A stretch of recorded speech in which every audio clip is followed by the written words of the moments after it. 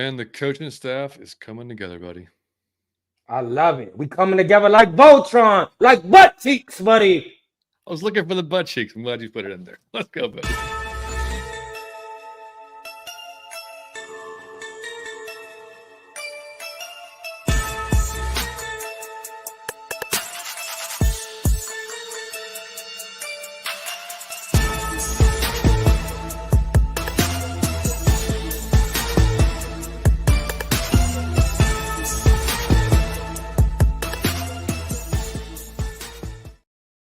And welcome in, folks. It is episode 160 of Out of Your Falcon Mind, Atlanta Falcons Fancast. My name is John, your host, joined by my co-host, Mr. Mike Cottrell. Buddy, how the hell are you doing, man? Well, what my caller's drunk, but I'm sober. I love it, buddy. I'm having a good time. I've been studying our new head coach and just super impressed, like even more than I have been. I'm super like amped now. Yeah, man. Yeah, dude. We're gonna talk about it, buddy. We got we've got several coaches that we've hired and several that we've retained, and some good news on that front too. So we're going to get into that. Before we really get started though, man, got to say, number one, thank everybody for all the birthday wishes I got on Saturday. That was awesome. Through Twitter, through YouTube, everywhere, man. Appreciate you guys. That was awesome. I had a great day. Slept in. Wife let me sleep in. The puppy was doing his own thing. We had lunch with of course, Mike was there. Our buddy JR from Pound for Pound was there. Some friends, family, man, had a great time. And then just hung out, man. Had a nice cigar at the end of the day and it was an awesome day, buddy. And then two, we did a video. Well, I did a video, two videos. I did one on Zach Robinson. Johnny Yates went viral, ladies and gentlemen. I love it. I guess I cracked some type of algorithm on YouTube. I don't know what happened, but those two videos for us blew up. It was 4,000 and 5,000 views and a ton of comments and likes. And man, that just blew us away. So thank you guys so much for that. The live that we did when we hired Raheem last week was our best live we've ever had. So thank you guys for that. It just seems like, obviously the off season, everybody wants to talk about what's going on and what's happening.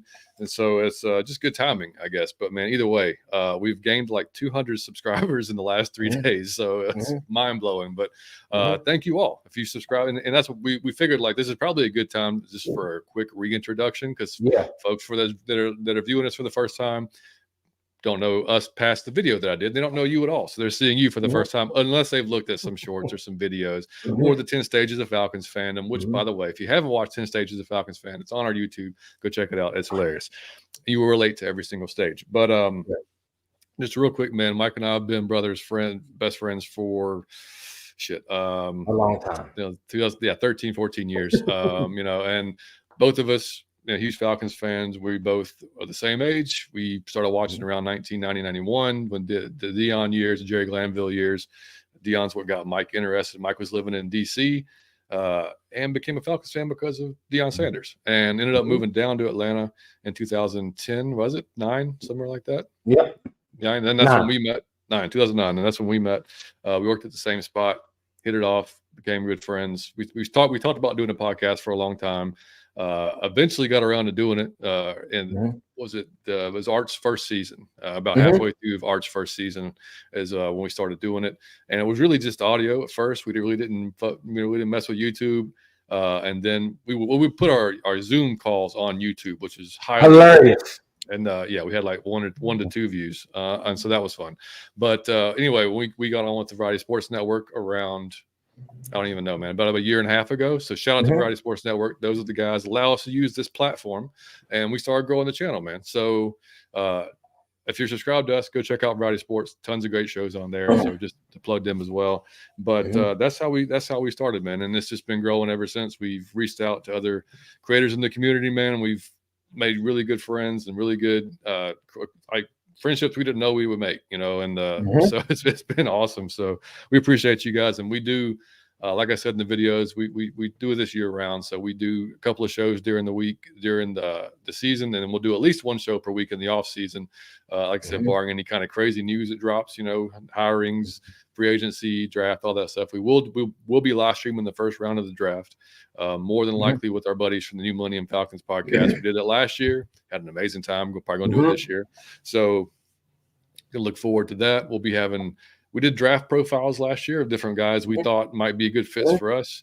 And we've hit on a few of them, man. I hit on Tyler first year. You hit on Clark Phillips last year. So we've got a few hits, you know, a few misses. We got some hits too. So a lot of more misses than hits, but hey. That's just how it goes. But but we definitely, man, we keep it light. We keep it positive. We keep it real. We're not going to like sugarcoat stuff, but we're also not going to sit here and just be negative when shit goes south. That's just not what we do. So we have regular jobs. So this is not our number. We would love this to be our regular job, but it's not. But we just have a blast doing it, man. And we appreciate everybody that comes by in the chat and has fun. And by the way, the chat, we'll get to you guys in a second too. And I just want to throw this in there, John, for those that don't know, like for the people that are new. John is my real brother. So this, I know everybody think, because everybody hit me up. That's the number one question we get. Like, how did this? I don't understand this. But John is my real brother, and he's not playing when he said that we was already friends. So we didn't just say it'll be cool if we get a black dude and a white dude to do a podcast. No. We didn't do nothing like that. John is my real brother. We was already so close, and we talked all day if the games was on. So we just had a crazy idea, and then we talked about it, and we just said we want to go off the rails with it. We want to just have it be fun and kind of wow and be different. And we've been able to do that with the chat's help, because the chat is insane. If you'll notice, if you're new here, you'll realize the chat is more out of their Falcon mind than me and John ever could be. So it's a great mix. What John brings a special, what I bring a special, and what the chat does a special. When all three of those mix, it's something to see. So we just want to welcome anybody that's new and say, win, lose, or draw, we will have fun on Out of Your Falcon. Yeah, man. We wanted to make it like a bar atmosphere, like you just sitting here talking with your friends, having a good time, like, you know, going back and forth, not anything, no kind of formal shit. You know, and we still do put the podcast, or we put this out on podcast platforms. So like we've had folks tell us all the time, you know, we love to watch you, but we like to listen during work. Like Damsky said, you know, when he's driving the bus, he can listen for an hour and a half, 2 hours, however long we go. So it's still going to be available on podcast. So if you are listening to us on podcast, you can drop us a 5-star review, and that would help us on those platforms as well. And we if got you're here, the coolest guy in the world who's like a mailman. I won't throw him under the bus because y'all probably stalking, but the coolest mailman in the world plays our podcast while he doing the run, and that is the most. And we got Jay in the truck. I'm almost sure he drive a truck, because that's what the name is. And it just make me feel so good that I can take up 2 hours of your day or hour of your day just playing around to kind of get your mind off of life or your job or something. It's just really cool to be a part of your workday. So thank to those guys. But if you play us on iTunes, Spotify, on YouTube, however you consume the content, we greatly appreciate it. Yep, 100%, man. And you know, we other than putting it on podcast, like I said, we want to just make it just like you talking to your friends, talking to your boys, create like just you know, out of your Falcon mind type of family, which I think we've created here with the chat and everything. And it just it's just getting bigger and bigger, man, which is great. And like I said, man, we do have an email actually, and you guys can always email us atlfalconfancast@gmail.com if you want to email us anything. We got one email that I'll read in a few minutes. And John, hold on, John, I gotta do one more thing. I gotta give you props. Johnny Yates is when we get into the stats and the scheme, the schematics of things, that's not my strong suit. Okay, so I lean to my man Johnny Yates, because Johnny is gonna handle that, right? And it was his birthday weekend, so right, I like wanted to ask him. I had the text typed out, and then I said, this is probably not appropriate. That's my man. I can ask him anything. But I just thought he want to rest his birthday weekend. I don't want to ask him to do a video on the coach hire that we just did. Man, I should do it. But I knew if I did it, it was going to suck. Because I would have been reading off something that you could have Googled. Right? So I just figured, like, I don't want to ask him because it's birthday weekend. I'm going to let him relax. We don't got to do it. It's cool. But then he put it out without me asking. Then I saw the numbers, and I told him, I didn't want to ask you this. This was your. And he informs me. So a whole lot of times when I watch it, I'm learning like y'all from John. So he does all 22, and it's like an amazing all 22. And the things you did on those coaches, buddy, I don't think you get how much it helps the average fan. Because, man, we don't know, buddy. So when you break that down, here's where he's been, here's what he's achieved, here's what he liked to do, here's his strengths, here's his weaknesses.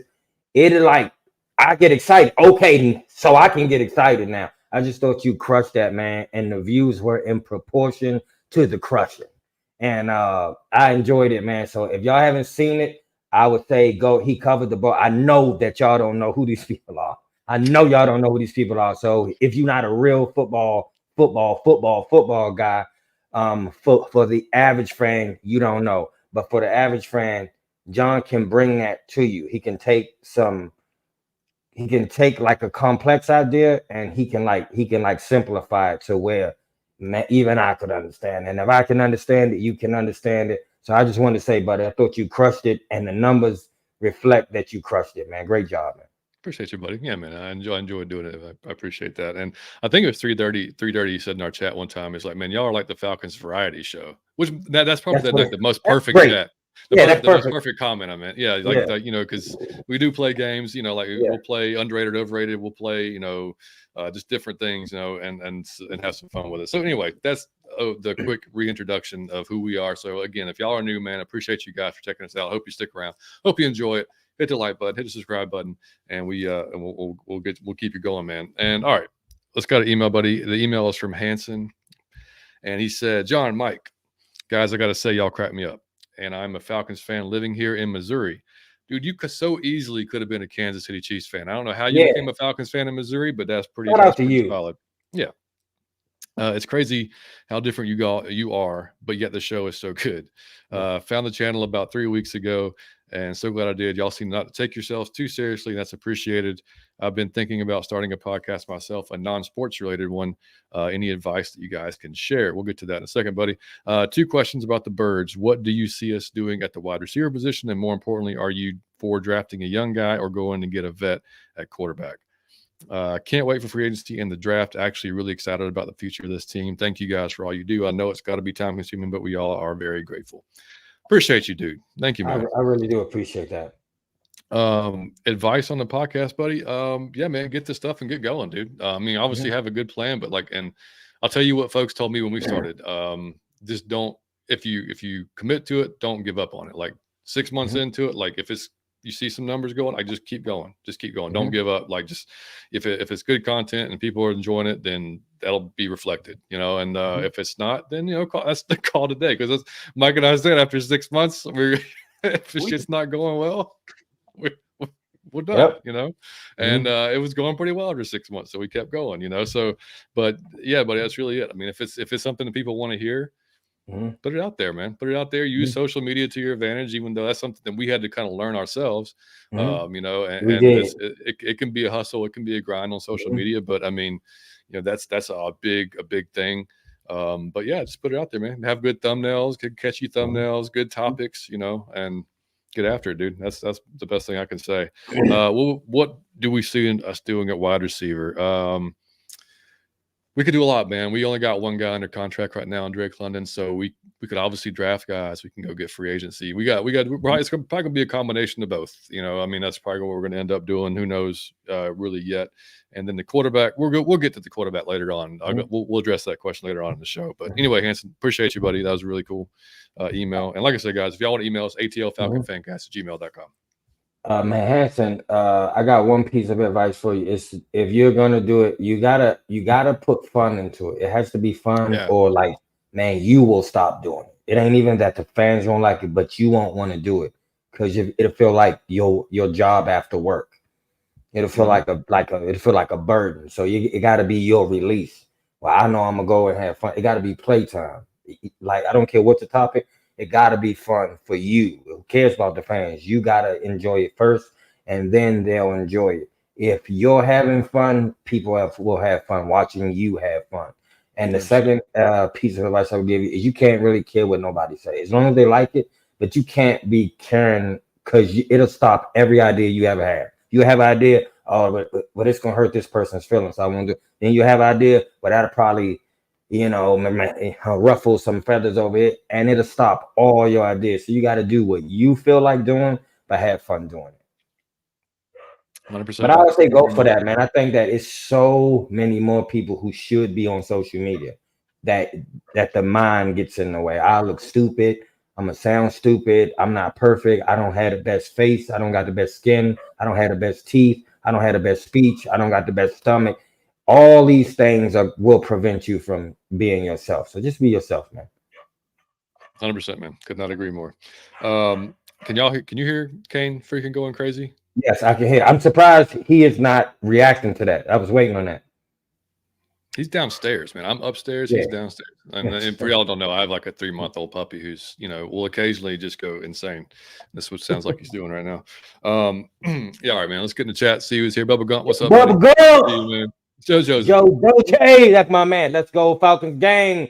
Rise up. Haven't been here for a while. Catching up. He got a brand new thing too. He got a brand new pro.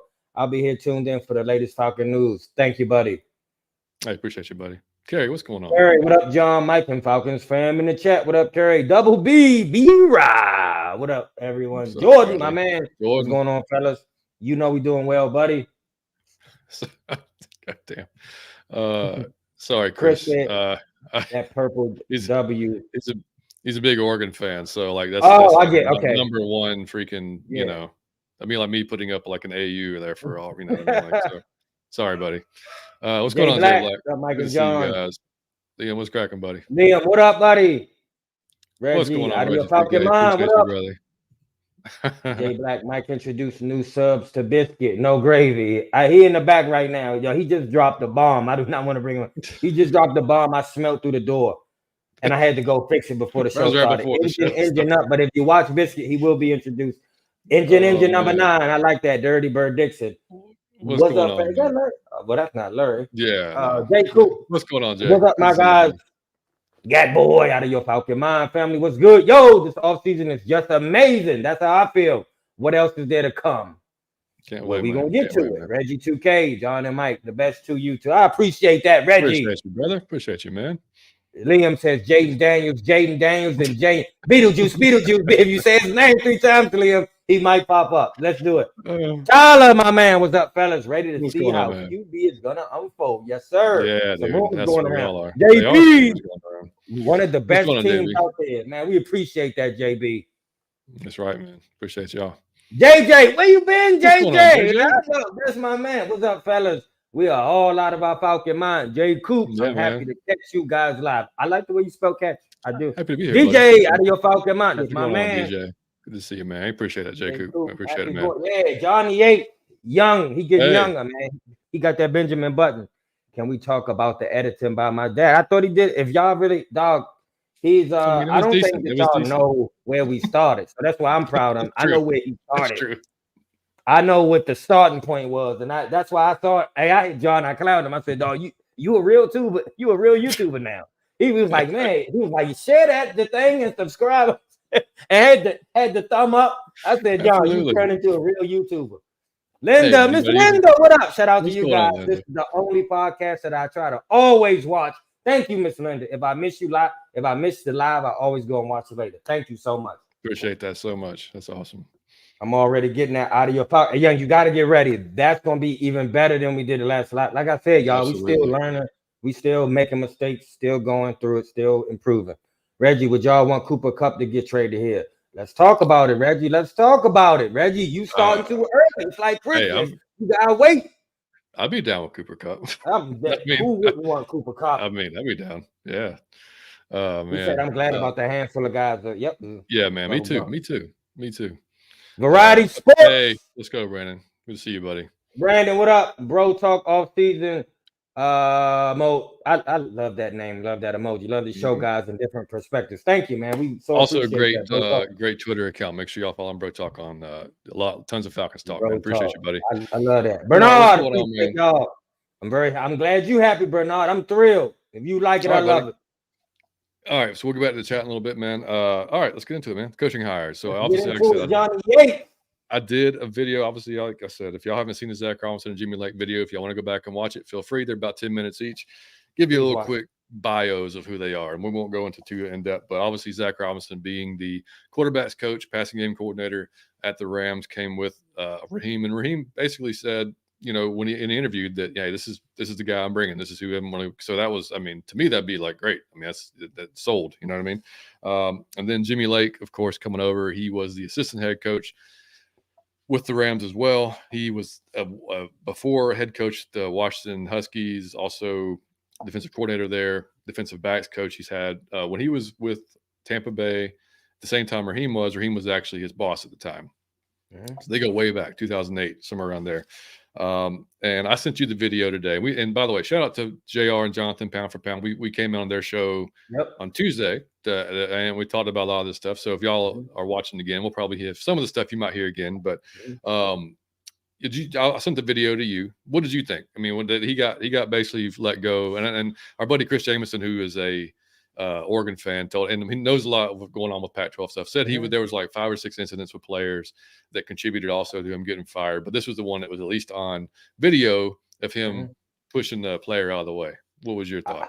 I'm gonna say this, and I'm glad that we own this podcast because this would get me in trouble. When you're a coach, and I don't speak for a lot, but when you're coaching young black kids, you have to be that type of coach.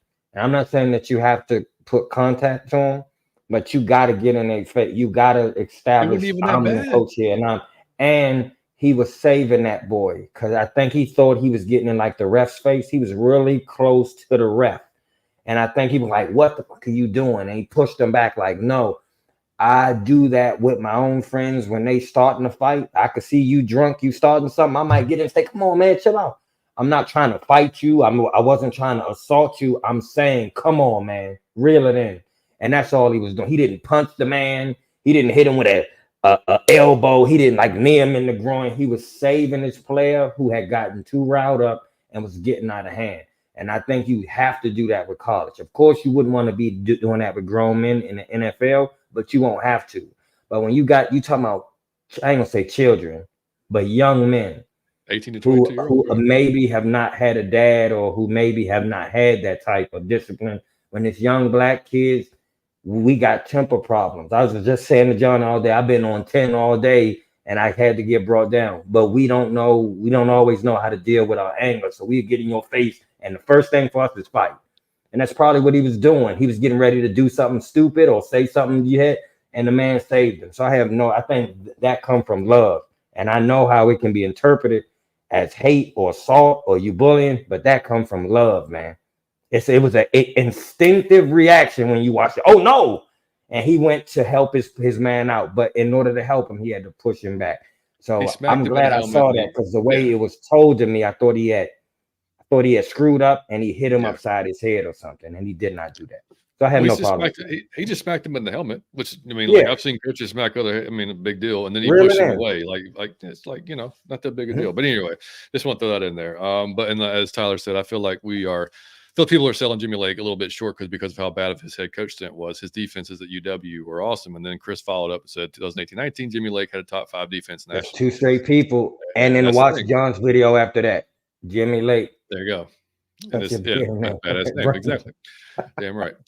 So that I'm not too worried about that overall. I mean, and now look, you're going to have Raheem's defensive back prowess. You're going to have Jimmy Lake's defensive back prowess, and good news, we kept Jerry Gray on staff, and he retained his, which is fantastic. That's 3 freaking defensive back.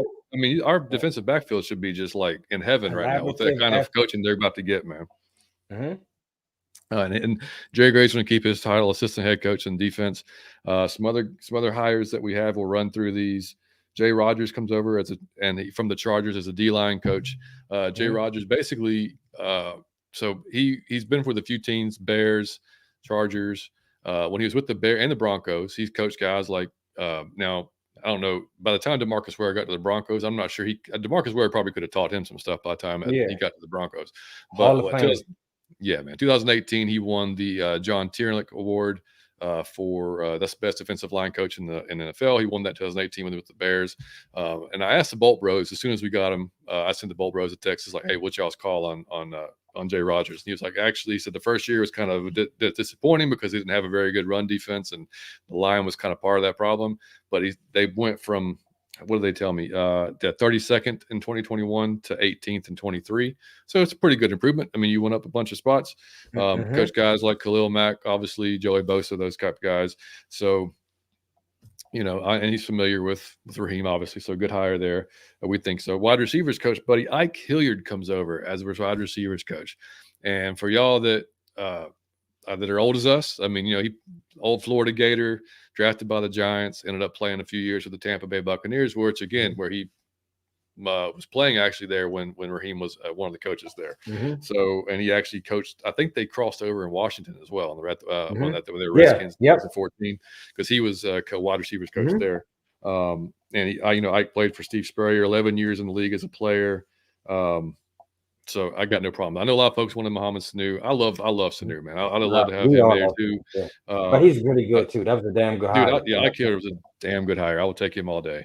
Kevin Koger. I don't know if it's Koger. I don't know how to say his last name. It's Koger.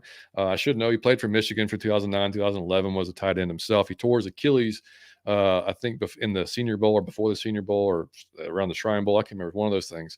And it kind of ended his playing career, but a little bit early.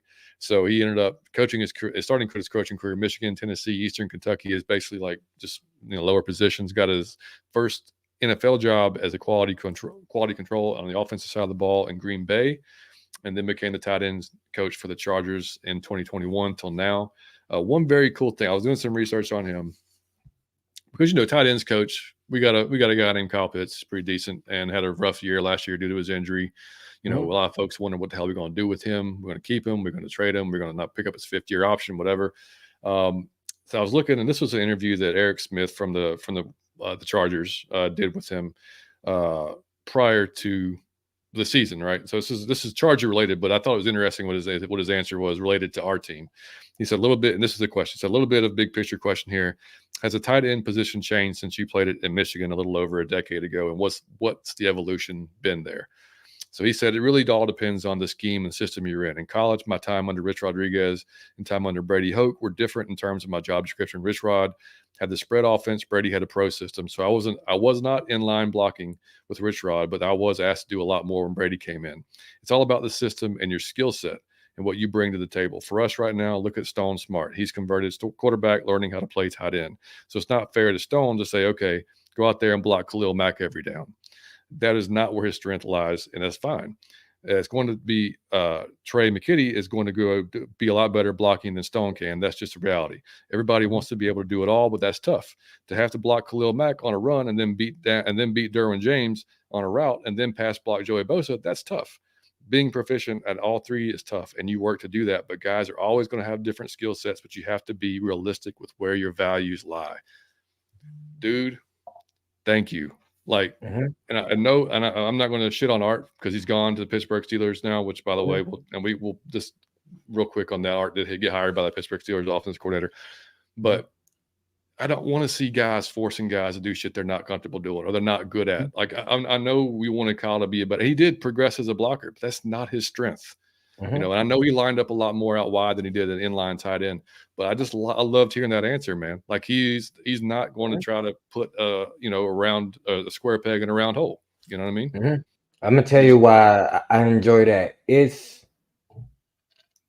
innovative because it was part of your position. That's part of your position. You got to do these 3 things, and then it's not playing to your strength. There are some that we've seen where he could run a route as good as a receiver. His hands are good as a receiver. And then we got some that, he could knock you on your ass on the block, but he can't catch that good. It's very few people that can do both to a high extent. The first person came to my mind, I know y'all don't know who this is, but my mom will know. His name was Jay Novacek. Jay Novacek was huge. Looked like a cowboy, played for the Dallas Cowboys. He would not drop the ball, and he would knock you on your butt. But come on, man, everyone else. And I think that you don't use Kyle Pitts to block the same way that you don't use Dion to tackle. No offense, Dion, because he'll get on me if he heard me say that. He don't like that. But you don't use Prime to tackle. That's not what he's, you know what I'm saying? Even though he could tackle, I'm not taking that. So don't come for me, Dion. Yeah.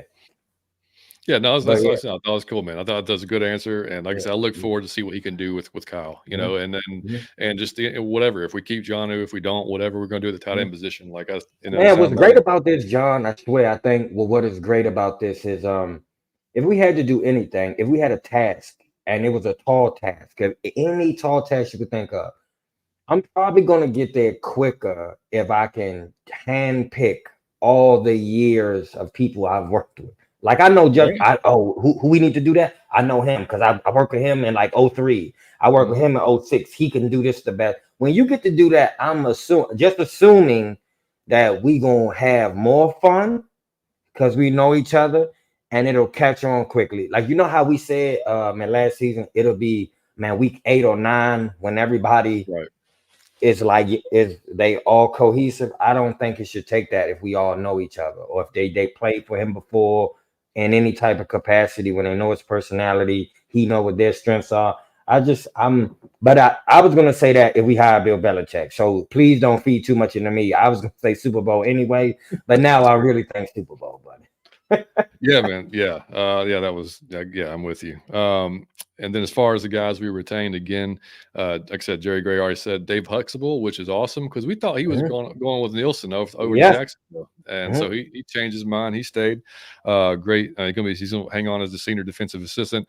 TJ Yates is going to switch from wide receivers coach to QB coach, which is amazing, because since he actually was a QB, that's where he should be. Yeah. And we got him from Houston partly because of what he was doing with Deshaun Watson.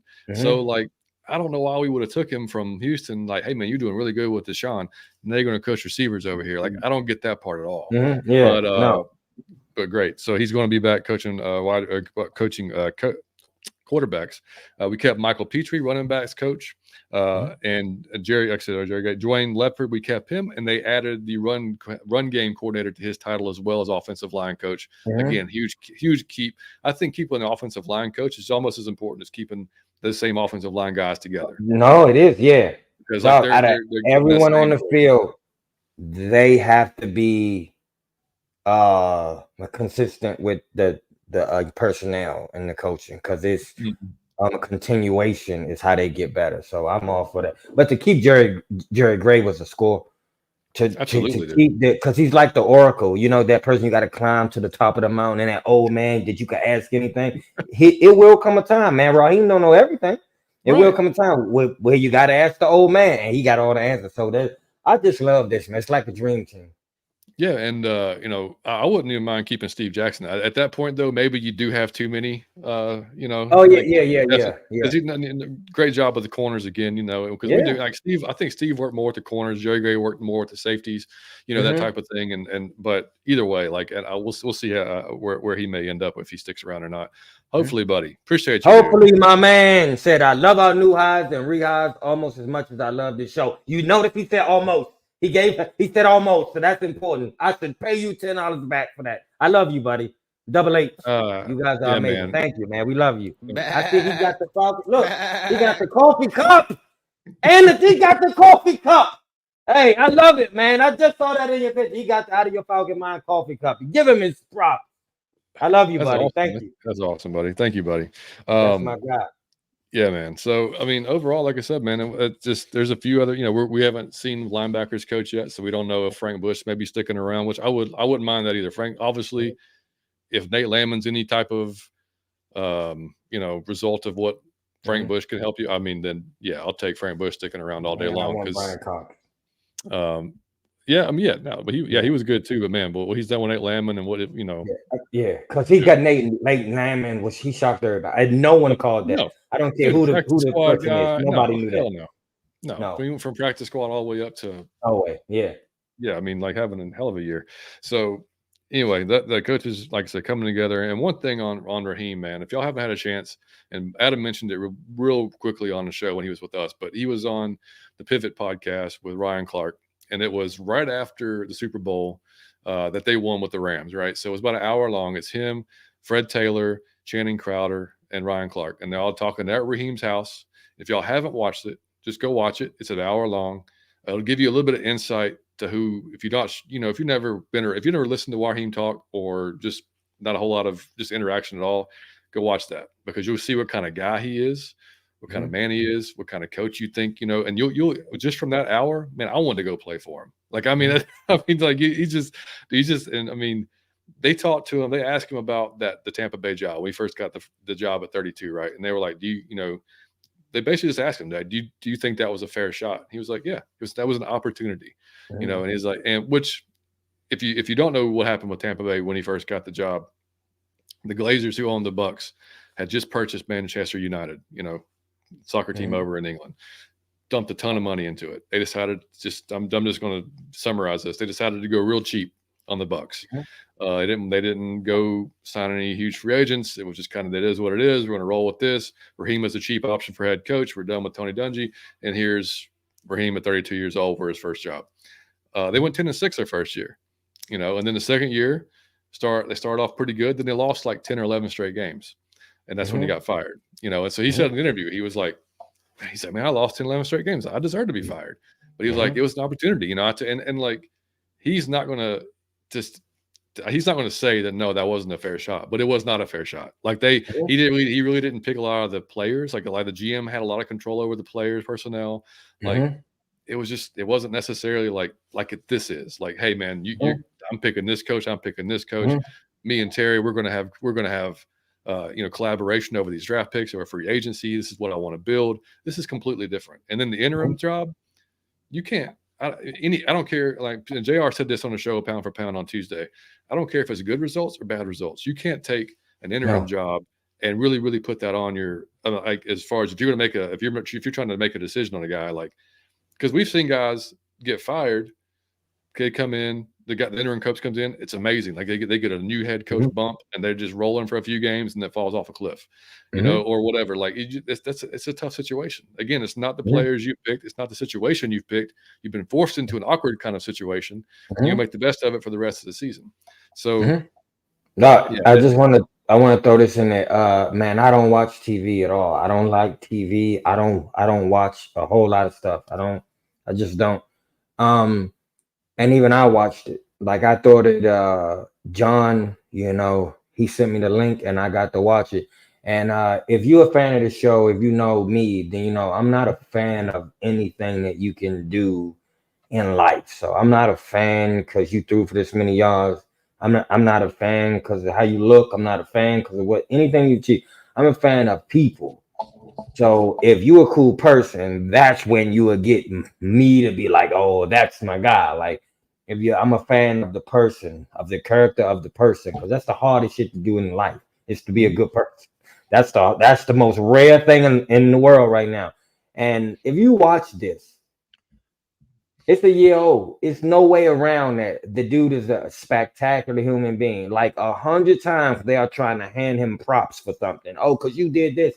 And he'd just give her, nah, because I wouldn't have been able to do that if it wasn't for you or for this dude. He won't accept. It's a class act, dude. And I want to say what John said too. He's never been in this position. He never got to do this. So he was always like a Robin instead of Batman. Now he get to be Batman for the first time. And I want to say this too. If you watch that show, he's the most rare of people because he's older than these guys he's talking to. But he's like their brother. But he's also like, at the same time, he's like, man, their mentor. At the same time, he's their friend, but he's their dad. For you to be that cool, to be all of those things at once, I feel like you on like a pedestal, but we still equal. How cool you got to be to do that? And the way he was just so relaxed, he's not talking down to him. He's talking to them as like they equal. They are at his house, which was spectacular. He drinking some wine. It's an amazing watch. And I think that we all want to know who our head coach is, right? And you can't tell by stats or by like a little brief thing. So you want to hear him talk. You want to see his personality. You want to see who Raheem. Go check it out, and you will see who he is. It's the best thing for us to know him as a man is the Pivot Podcast with Ryan Clark. Go check it out. Yeah, man. I mean, he talked about how he felt about Arthur Blank, and he loves the man. And so, and he wanted this job. He wanted this job. And so it's huge. And they asked him at the end. Fred Taylor asked him at the end of the podcast, like, "Hey, what's been your most pivotal moment in your career?" And he said, "Man, it hadn't happened yet."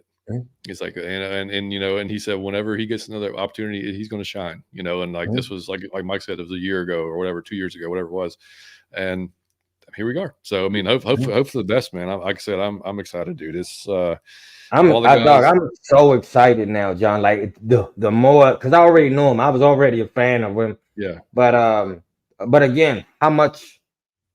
I don't know how hype I could be when he's always Robin. Like I've seen him as Robin, But now I'm thinking, if you give him the Batman suit and the Batmobile, maybe maybe. So I'm pretty excited for it, and I'm just happy for him. And again, like I said, I hate to even bring this up, but it must be said. If you can't be happy for anything, you be happy because a black guy is getting a chance to be a head coach. If he shit the bed, then he shit it. If he succeed, then he succeed. But just to know that, hey man, he kind of got the chance. It's a little bit more balanced, but that's kind of cool. If you can't be happy for nothing else, that is kind of cool that we giving all people. And I'm not just saying that because I want to. You might want to. I seen like, man, girls are like the referees now. That this is all cool, man. This is a cool time to be alive. This is pretty cool. And I mean, they even referenced that in the podcast. They were trying to get him to like, like, hey, Yeah. Vince, like, you've been looked over again and again. Yeah. Why are you? He wouldn't. He wouldn't. Nope. He wouldn't crack. And then, like, when they talked about, they were like, man, Brandon Staley was a defensive coordinator for 1 year, and he got the job in Chargers. He was like, dude, he's like, do not take that away from Brandon Staley. He was like, he earned it. Like he would not take any bait whatsoever, dude. Like, I mean, he's not a victim. He don't see himself as a victim. I got thrown into a bad situation. I was sabotaged. The reason I ain't getting a job, he wouldn't entertain none of that. It was all positive. It was all light. It was all love. So if you can't be happy for nothing else, then you be happy a positive person got a job in Atlanta who wants to work in Atlanta. This is like his dream job, and he hasn't gotten that opportunity before. So I think when you're qualified, you got to be proud of somebody when they're qualified. And he didn't because he like knows somebody. He didn't get it because he's rich. He got it because he's qualified to be in this position, and he hasn't gotten a chance to be in this position. So you got to be happy for somebody like that. Yeah, and coaches want to work with him. Players want to play for him. I mean, like not just some, all of them do. All of them. Like John said, if you watch it, you'll want to play. Yeah, dude. I'm like, yeah, I was hyped after one. Like, I'll come to the tryout, like you said the other day. Like, I'll go. Shit. But Jay Coop said, "Let's go get Jordan Fuller now." I'm down, man. I'm down. Him and Jesse Bates. 17. Now you talk. Hopefully, now you talking my language.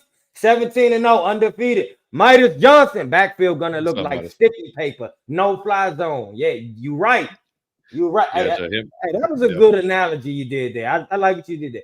Him and Jesse Bates would be amazing. Yeah, just imagine Jesse Bates caught Schittsburg. I love it. Hey, that's what we're gonna call him, Jordan. It will be interesting to see what Art does up there because he doesn't really have a quarterback. I mean, if you want to call Kenny Pickett his quarterback, maybe we'll see. But Najee Harris, obviously big bruising running back. George Pickens, Deontay Johnson. Like his probably I don't know, man. They could be like they've Najee though. Arthur can bring him to life. He has not been brought to life yet. He has not been brought to life yet. And I've seen him. That's one person I did see in college. Yeah. He's not been brought to life yet. He's gonna get brought to life with Arthur. I've seen a lot of mixture. I've seen a lot of Pittsburgh folks that are just like really pissed off about it. Like, man, like how can you can't develop quarterbacks? He can't, he proved he can't run an offense in Atlanta. He chose the wrong guy, blah, blah, blah. And I mean, some of that's legit, but I mean, like he's now the offensive coordinator. He's not the head coach. Yeah, it's different. We saw him call a good offense in Tennessee, man. Like he did. And he's called decent offenses in Atlanta. It's just, we said it before. He just missed on the quarterback. So it's like, I mean, could he have gotten better? Of course. That's the thing, man. I think Art will get another job one day too. I think he'll be a head coach again one day. Because I think he's and Johnny Yates too, man. And Johnny Yates, breaking news. Guess who? Dan Quinn. Johnny Yates sent me this earlier. Dan Quinn got a job today. So you got to be happy for him. Both Redskins, Ben Johnson. Right? Redskins over the Commanders. Yeah. Both Bobby Sloak and Ben Johnson decided to stay put with the Lions and the Texans. Hey, listen, so I just got to tell people this. The household I was raised in, right, was a chaotic household. It was 3 teams in one household. You had me. I was the Atlanta Falcon fan. Ain't nobody listening to me. But then the house was split between the Commanders and the Cowboys, okay?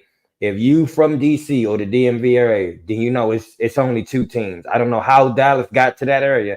If you are a fan of 1 or 2 teams, it was the Commanders or Dallas. That is a huge thing. And they got just as many Skins fans as they do Cowboy fans. Now Dan Quinn has coached for every team in my household.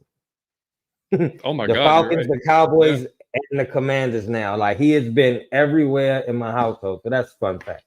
Shout out to Dan Quinn. Huh? Have you talked to your brother or anybody about it? No, I haven't talked to him yet about it. I don't know if he's excited or not, but he just won't die. He shit the bed in that Packer game. I don't know how I don't know. He shit the bed in the Super Bowl, shit the bed in the Packer game, and this man just won. He got there 9 lives, man. You got to give him his props. Shout out to Dan Quinn. Yep. Jordan said, "You guys were 9th in the run." Yeah, and then he said, "It's only going to get better with a QB upgrade." 100%. Thank you, Jordan. He said, "We love you here," and hey, appreciate you, buddy. Thank you, Ohio, King James. You can check out Jordan on the Talking the Gridiron show as well here on VarietySports Network. You gotta get Jordan. You see him spiffy in that suit. See, that's the grown man right there. That's spiffy. Hey, Jordan's a Marine. So the best dress. I said this. I don't mean no offense to Army. The Marines is not. When you see them in a uniform, it'll make you want to be a Marine. It's nothing like that. I don't care if no uniform in the world is sharper than the Marines. Shout out to you, Jordan. I did not know that. Man. Thank you for your service, buddy. Absolutely, buddy. He said, keep landing. We got to keep landing. Oh, we are. He's cheap for right now. He ain't going nowhere. He's not going anywhere. He said to Coach Ross interview. Absolutely, man. Yeah, absolutely, dude. I think I missed one. Did I miss one? Oh, yeah, Travis. Travis, what's up, buddy? Travis TP. He said, what's up, fellas? Name one free agent that we must go get. Matt Ryan. No, I'm kidding. I'm going to say Matt Ryan until we get him again. Matt Ryan. Hey, dog, I really would like to see us. I know y'all won't agree with me. I would like to see us go get Justin Fields and draft a quarterback. But I ain't talking about at 8 either, though. And I think that we got a skill for picking talent. So I think that we can get a guy in like the 3rd round or the 2nd round just to sit behind Justin as a project. I would like to see that. But I really want Justin Fields. I don't want to have a Bryce thing where a guy got to just come in and adjust for a year and he got to learn a professional offense for a year. It's a whole thing. So we got to wait 2 years before we can expect any real. I would like Justin to come in and start bombs away, but have a guy that's sitting behind him just in case it don't work out. Well, we would have to trade for Justin if we wanted to get him. Yeah. I would want to trade for Justin. And I just picked up, I just looked at the PFF's top 10 free agents. All right. So number 1, Chris Jones, Kansas City Chiefs. I would not mind him being here either. Of course not. And then we've got Kirk Cousins, QB, obviously. Number 2, Josh Allen, Jacksonville Jaguars. I would take Josh Allen here. Yeah, of course. T. Higgins, Cincinnati Bengals, number 4. I mean, I like T. Higgins, but I really want some speed at receiver, dude. Like, we got big Drake London. Like, I really want some speed, man. Brian Burns, absolutely. Come on down 85, buddy. Yes. But it looks like the Panthers are going to keep Evero as the DC there, probably. So if that's the case, probably a less chance. Brian may want to stay there with him, but again, man, we got the Raheem factor here, so maybe he wants to come down here. Let's see, Justin Matabuke from the Baltimore Ravens. We do need some interior D line. I mean, I would take that. Christian Wilkins from the Dolphins, another solid one. I don't think he wants to leave Miami, but Antoine Winfield Jr. I saw somebody say we need Antoine. Dude, Antoine Winfield bet with Jesse Bates. My God, but Antoine's gonna get crazy. Paid. That's crazy. Paid though. Yeah, he's gonna get paid. Yeah. CB Jalen Johnson from the Bears. I'm not sure on CB yet. And then Janarius Sneed from the Chiefs. I would take Janarius Sneed in a second. Yeah. That dude he's played. The one pass he gave up. I mean, last week dude, he's been locked down all year long. And then how much money we gotta get, John? This year, we got $37 million right now. But if we release. If we don't if we don't resign, or if we're not Taylor Heineke, we're not bringing back. So that's I think $6 million we could add there. Yeah. Johnny Smith would be I think $4 million. Mike Hughes maybe another $3 to $4 million. So we could end up over 40, well over like 40 something. Yeah, close to 50. Even if we could have some money. Yeah. Yeah, we got to spending money now. And it just depends on kind of which way. I'm just kind of scrolling through. Kendall Fuller, that's not a bad corner either. Hey, John, so I have to ask you, are you completely out on Russell Wilson? No, and we were going to go there next, actually. So Segue. Perfect. See, Look, I look at don't you. know these Look things. at you fucking segueing like a pro, dude. Aaron Freeman, So like I get this from Aaron. yeah, right. So there was a something that came out today. I sent it to Mike earlier. So on SI.com, and it was Sean Alexander, who, if y'all don't know, former Seattle Seahawk. And he was talking. Yeah, exactly. And he was talking with I think it was a newscast over there. Yeah, Thursday morning's editions of Up Adams. It's Seahawks star Sean Alexander offered his quasi prediction where he will play. He said, "I've been hearing maybe Atlanta." He said, "That's what that's what I've been hearing, but I'm not sure."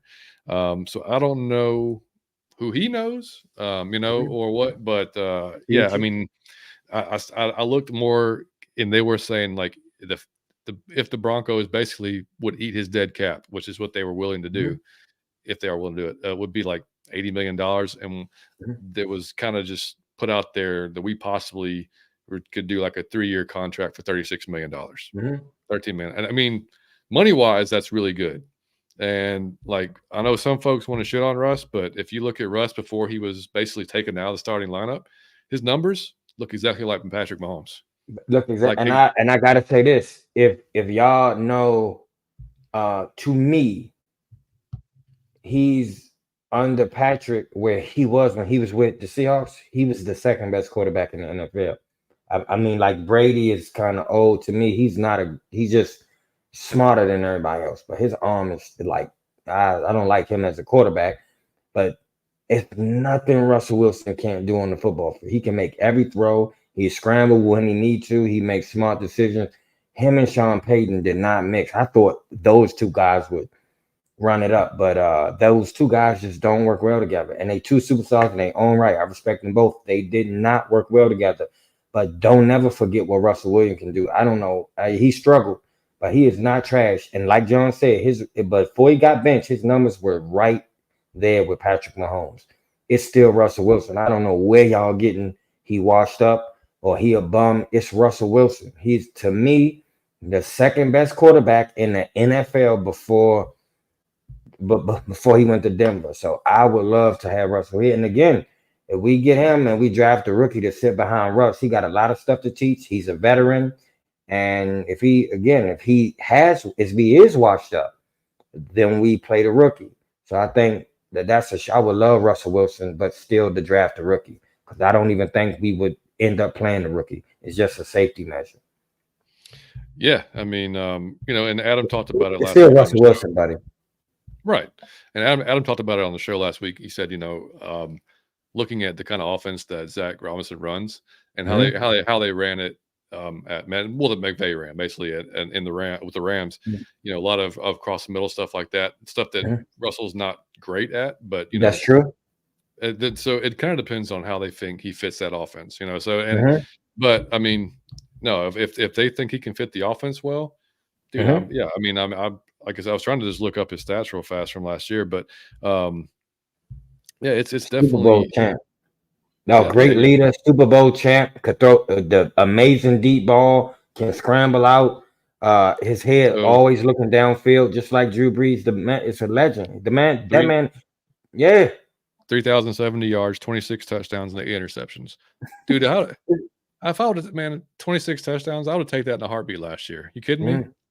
Desmond had 12. I'm not sure how many Taylor had, but Desmond had 12. And before Patrick, you recall who's the guy who we said, damn, he just came in beasting, and he was going straight to the championships and the Super Bowl. Now I know he had a defense, but he was killing. It's still Russell Wilson. Like, y'all forget, please don't be disrespectful. He got clowned by Future and all that. That's beside football. On the football field, but that's a bad man, and I don't think he washed up. Chris said if Joey Bosa becomes a cap casualty, I hope he follows his former deal. I think a lot of people are gonna come here because of the coaches we got, especially if we start getting free agents. And we already got so many talented players on our team. So now we adding talented coaches and talented players. I'm gonna be honest. I was sad for y'all because I thought that y'all would give up on me and start thinking, oh, we in rebuild. And how quickly this went to not a rebuild, but we could possibly make a run next year. I thank God and Arthur Blank Cause I said, dog, I'm gonna have to put on a performance all off season to keep y'all intrigued. And I don't now. They came right out the back and turned everybody because all y'all gave us Desmond Ritter, then the coach. We don't know what's going on. We got to start over at quarterback. And in a few short weeks, everybody like, you know what? We might could do this like next year. It's not a rebuild. So I'm just so excited for y'all for not checking out on me, and I know how hard it is to keep y'all enthused. So I'm through the roof right now. Jay Coop said, Mike and John, did you hear what he said in that interview? He said we haven't even seen the best of him yet, and he said that the best is yet to come. He was saying just wait till he gets his opportunity. Who you talking about? Raw, right? Yeah, he said, yep. Jay Black, hit that like button, please. It'll take 2 seconds of your time, but means so much to us. Millie Mills, my man. Always happy to have you, dog. Millie Mills said with DQ and him having the history together, I need him to bribe DQ for that number 2 pick. Yeah, he needs to get back to ATL. There you go. Anyway, for not running it. Hey, that's a great point. He kind of owes the number 2 pick. Yeah, and I did see earlier that they would be shocked. Somebody said, I forgot who it was that I read, but they would be shocked if the Patriots traded out of their spot at 3. Mm-hmm. But they said that of the top 3 teams, the Commanders was the only team they were not positive was going to take a quarterback. Mm-hmm. So maybe they'd be willing to do, to be partners. Who knows? But I definitely make a phone call. I'll make a phone call. Man, Blank and the owner of the Patriots are best friends. Like they hang together. So that's nothing to make a phone call. 2 billionaires hanging together. How about that? TP, Raheem is a true player's coach. That's what he is, dog. And I don't know that we had one of those yet. He's young enough to relate to the young boys, but has experience and respect of the veterans. Like I said, dog, to be like a humble leader to where he's like humble, he your friend, but he could still get you. But that's a rare, like you got to be a rare human to do that. Mm-hmm. He's a dope person, just a dope person. Like I said, he seemed like he they age. He playing around with him, but you could tell it's a respect. Like he's playing with your father. I won't say too much because my father right here, but I respect you, but I can still play around. He's still, it's weird. It's weird. Please watch that, y'all, because it just show you who he is. Yeah. Dre said I wouldn't be surprised if Pittsburgh said, "Hey, I want CP. I want CP." But but you're right. I would like for him to stay because again, he's somebody that want to be here. Yeah, agreed. Hopefully, Millie, I like how you think. Let's trade, man. Millie swing for fences, bad or good. Millie swing for the fence. DJ said, "I just seen that Dan Quinn is the new head coach of the Commanders. Yeah, you need to go ahead and trade that number 2 pick." Everybody said, he owe us. Get back to the community, you jerk. Dre Harrison said, had to let a few Commanders fans know the cons of Dan Quinn. I'm gonna tell you, the Commanders deserve to win, man. I'm from there, and it's sad, man, because no matter what they do, who they get at quarterback, who they get at the coach, no matter what they do, it's the same result. So it's not even funny at this point, brother. They really deserve a turnaround for the fans, just like Detroit. They suffering, man. And those are the number 1 selling brand in all the league, if you knew that. So their fans buy more jerseys, helmets, and everything than anybody. And they sell out damn near every game. They got some of the best fans in the world. They love Washington where I'm from. They love them in Virginia. They love them in Maryland. And they love them in DC. So that's a tragedy what they doing to them. Chris said Jamari Thrash really impressed me at senior, but I have no idea who that is, but cool name. There's been a few guys. Yeah, you got to be good, John, right? Yeah, we were going to. I was going to talk. We probably don't have time, but I can put out a video probably later on. But a few guys have impressed, man. Lad McConkey from Georgia, wide receiver, been impressing out there. Dude from the Oregon, and Chris would know, Oregon center, like 6'3", 330 pounds. He's been throwing people around. Now he had a hamstring injury, I think, yesterday morning. Oh no! Before then, he was like he was taking care of folks. DeAndre Sweat from Texas, dude, he's like 6'5", like 360 some. Dude, he was disgusting. But like that size, that kind of worries me. Like being that big, like can you? Yeah, like, can you be on the field all 3-4 downs? But he was looking pretty disgusting too. But there's been several guys, man. Michael Penix looking legit at the Senior Bowl right now, like throwing the ball, like So I mean, that's all. Folks. he's going to be really interesting to see how his stock goes, man. Like, because they've got the injury. Go ahead. Penix or Bo Nix? Penix. I'll take Penix. Just the natural at thrower. 8. No, I don't want to take him at 8. Yeah, I don't take him at 8. It's the quarterback thing. I mean, like, it's just like I said, like, dude. I mean, I'm joking. I'm half joking when I say like we got to worry about his right tackle. We do have to worry about his right tackle, though. Like, if we draft left-handed quarterback, then Caleb McGarry has either got to really, really, really improve his pass rushing or pass protecting, which, I mean, what 5-6 years in now, kind of is what he is. Or we got to think about improving that spot because he'll get his ass killed, man. Like he can't stop a speed rush. He showed us over and over and over again. Just can't do it. So Michael's going to be like getting the ball and immediately running to his left. Immediately. Like he's going to have to. So, but as a player, I would take Penix. Like his skill set, I would take Penix. Dave, buddy. Dave, thank you guys. You said keep up the great work, guys. Please help. We will, buddy. We will, man. Thank you so much. Absolutely will, man. We absolutely will. And I mean, talking about the quarterback position, dude, and that's going to be the next thing. That's going to be polarizing everybody. And that's everybody's worried about now. It's like, what are we going to do? And what we do in free agency will tell us a lot of how this draft might go. If we go out and get a Russell Wilson, get a Kirk Cousins, a Justin Fields, whatever that may be, then we might go pass rusher. I mean, at 8, we could go wide receiver at 8. I don't want to go wide receiver at 8. We need one, and there's gonna be some damn good ones there. But like, I really want that alpha edge, man. I've been wanting an alpha edge since John Abraham, so it's been a while. Man, and is even one available, John? Edges? Oh yeah, they'll be. I mean, Dallas Turner from Alabama will be there. Dogs, though. Yeah. Okay. Dallas Turner, Jared Verse from Florida State. Like a couple of those guys should translate well. You never know, man. You thought you had something in certain guys, but what you've seen from these guys in college, you think that's going to be something that would translate to NFL. But or there's still a chance that you move up. So it's just it's crazy. Like there's so many different possibilities of which way we could go here. Regardless, I think that they all, as Raheem, the entire coaching staff understands, like there has to be an upgrade though. Like they can't, like Adam said on the show, that you can't roll into next year with Desmond and Taylor. You can't. There's no way. You can't. I mean, Desmond can compete if he wants to. If you want to say that, like you should go do your thing, but you're probably gonna be a backup. Like that's. But if I'm a new head coach coming in, I'm not just hucking my after this season. Oh no! Why would you? Yeah, I'm not being mean. I'm not being a dick for Desmond, but like shit, dude. Like you'd have a very good season. Like I know, like you didn't have a ton of help from the head coaching spot, but that all that being said, like that's fine. I'm still not hooking my wagon to you, brother. Like I'm gonna go out and find the guy that I want. I'm being honest. I wouldn't even trust him as a backup because if you think at the point Taylor was starting, he was the backup. And we had to go to you and you come in and throw interceptions. We can't have that as a backup or no backup. So you haven't even proved. But I'm going to be honest. You know where I think he should go? Pittsburgh.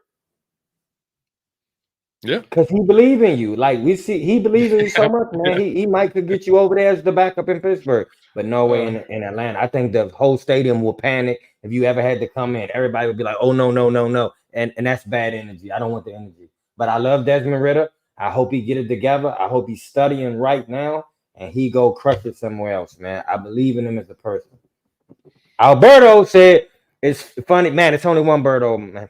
So I'm gonna have to call you. Well, I did call you Alberto. So it's funny. Raheem's Falcons will play against Arthur Smith Steelers and Dan Quinn Commanders same year. Yep. So we're gonna have a lot of fun. Yeah. Yep. Uncle Steve.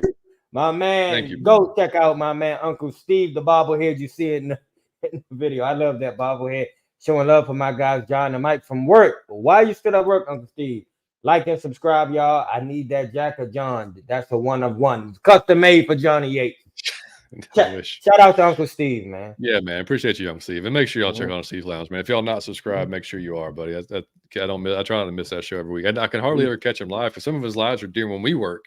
So I have to like go back and catch the But he's cemented in this thing. If y'all don't know who Uncle Steve is, you tripping. He's cemented in this game. Oh yeah, And the 100%, man. craziest, he wanted him and Lowe neck and neck for crazy.